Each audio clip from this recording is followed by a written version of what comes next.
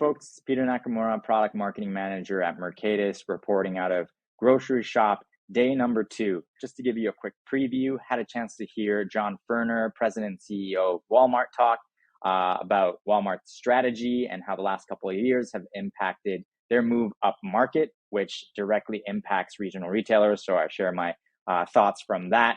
Had a chance to hear Marissa Jarrett, EVP and Chief Marketing Officer of 7-Eleven, and interesting insights around convenience. They basically invented convenience. So how does that relate to regional retailers and how can we take advantage of those? And then the importance of mobile was my third highlight after hearing Christina Marinucci, head of Chopper at Mondelez, and Alicia LeBoeuf, head of industry at Meta, talk a little bit about the role of mobile in the shopper journey. So lots there. Hope you get a chance to listen to the full video. Otherwise, I will see you in day 3 of Groceryshop.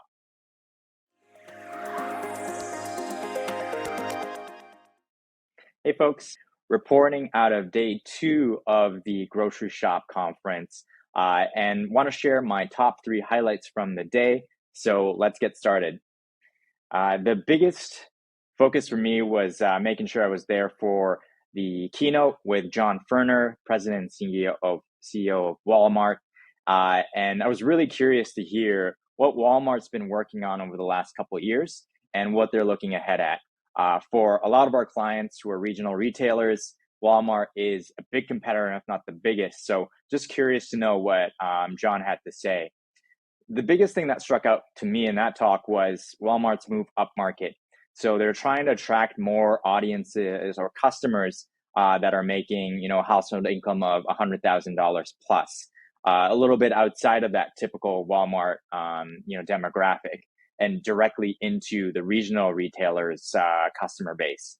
And what's really interesting is it sounds like the pandemic really accelerated their ability to reach this audience because of their technological advantages that they had over regional retailers, especially when it came to deliveries and home deliveries, even delivering straight into the fridges of their customers. And that gave them access to, the higher income customers who are looking for a really convenient experience. And when we think about, the 3 C's of profitable omnichannel commerce, control, cost, and convenience, Walmart's been able to make some major gains because they've offered a really convenient approach to delivery, and of course pickup being a huge part of their strategy for years now. So it's just really important as a regional retailer to think about how Walmart's redefining convenience and how do we as a regional retailer group retake the ground that they've covered over the pandemic and really delivering a successful, convenient, frictionless omnichannel experience, because that's a significant amount of territory that they're taking. And we know regional retailers, one of the biggest advantages that you have is the locations. You have quite a few more locations that are a lot more convenient, and we know customers are really appreciate that aspect of their regional retailers. So how do we advance, pickup, delivery, using the competitive advantage that they have? Walmart Plus was another part that was covered. So they're continuing to use data as the backbone to make better decisions. So continuing to provide value in their subscription service through unlimited deliveries, fuel benefits, Paramount Plus. So continuing to add value in that way. And in the future, they're looking at drones. They're still testing that. Sounds like it's still, years away to get there, but could be a strong competitor to quick commerce in the next few years. Let's move on to another one. So the second highlight is around frictionless shopping experiences. And I sat in on a conversation with Marissa Jarrett, EVP and Chief Marketing Officer of 7-Eleven. And I had a bit of an aha moment where I was sitting there and I could be, kind of behind the curve, where I realized convenience stores have been at the forefront of delivering convenience for decades now. And there's a lot we can learn from them around what they're focused on and how they're driving convenience and making it, fit into their customers' lifestyles. Marissa's three main focuses that she had for this year were this.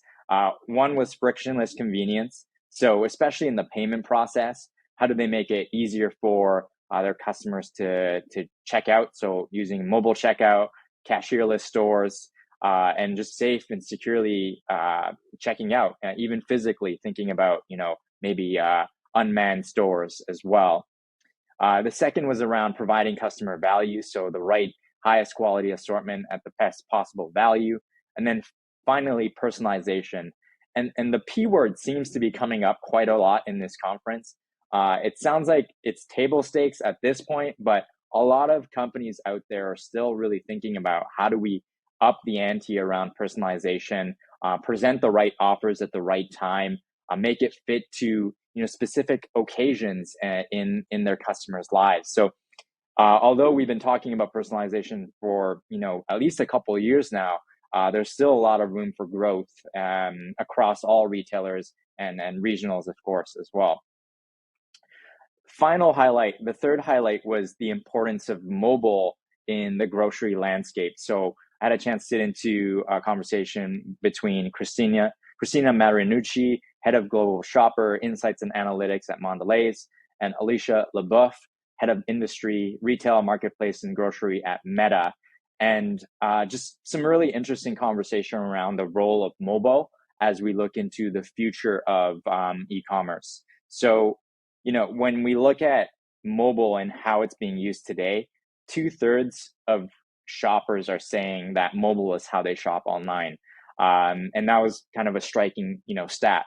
Whether you're actually buying on mobile or looking at products, it is a huge part of the convenience equation when you're looking at kind of the decision-making process. So as a regional retailer, really thinking about how your mobile experience fits into the day-to-day flow, the lifestyle, even, how they build their cart throughout the week. People don't just press an order in 5 minutes and their groceries done. They might be building their baskets over days.